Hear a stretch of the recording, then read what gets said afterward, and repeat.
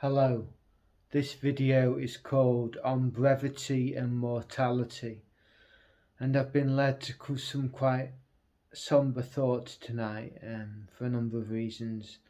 First of all, it's the funeral of my close friend very soon, in about just over a week's time, and I've been reflecting on that.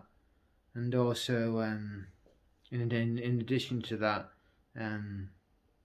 my dad found out today that one of his university friends had died many years ago, found dead in his house, and at the age of 50, and that just left me and my parents feeling sad as well, because I knew him at one time, and it's just left me feeling very sombre in terms of our mortality, and it's left me considering my own mortality and the fact that life is incredibly fleeting, and that it's just something that's going to be gone in no time at all, and we'll get to the end of our lives, and that'll be it. And we'll that's it if we are not caught completely unawares by our demise, which is a possibility. But yeah, it's just made me feel very somber, because just the fact that life is such a fragile and fleeting thing, and you never know when your time is up, and even if you live a full life to the age of 80 or 85 or even 90, it's still a very short amount of time. I mean, Seneca said, life is short, art is long, and that gives a hint of an idea of what's important to the human race, to the human species, because art and spirituality and all the facets of culture, they're what endure. I mean, you think about Shakespeare's sonnets. Shakespeare was writing his sonnets in about I think it was the 1590s. He was writing his sonnets, so over 4 centuries ago, and that's what's endured. And his plays, of course, his writings have endured, and it makes you think.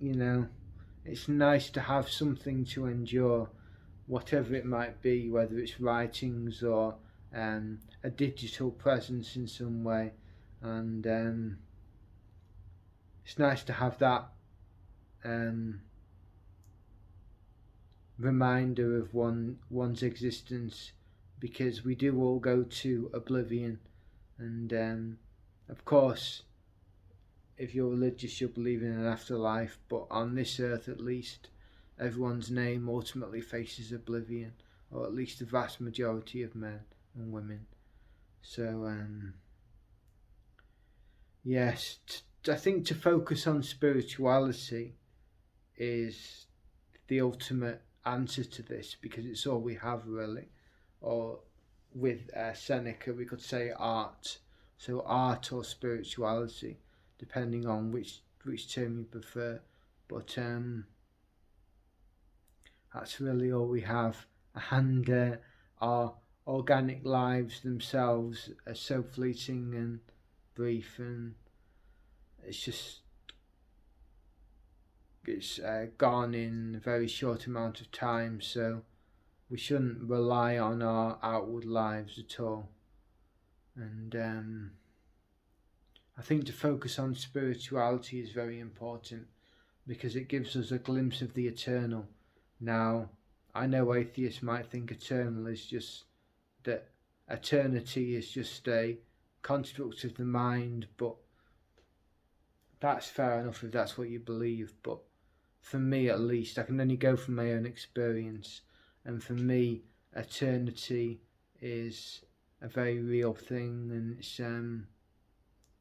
outside time, outside the time-space continuum, or the space-time continuum, however you say it. But yes, eternity is like a realm that we can access with our meditative practices, and it allows us to see more deeply into the nature of things and the nature of reality. I want to do some meditative prayer tonight, actually, just to bring myself to experience that reality, because I think it's very important. And yeah, because our organic life's just gone in such a short time, and that's really hit home with me with the death of a close friend, and tonight's news about my dad's friend. So yeah, it just makes me dwell on these things, and I don't think it's a bad thing to be aware of our brevity and our impending mortality. I think it can allow us to be enriched to a higher degree, especially if we turn to art and culture and spirituality as a remedy to our impending mortality. And so I think that's important. And I just wanted to share these thoughts when I'm in a somber mood. So I hope you understood where I'm coming from with this talk, and I hope you can appreciate the sentiments. So thank you.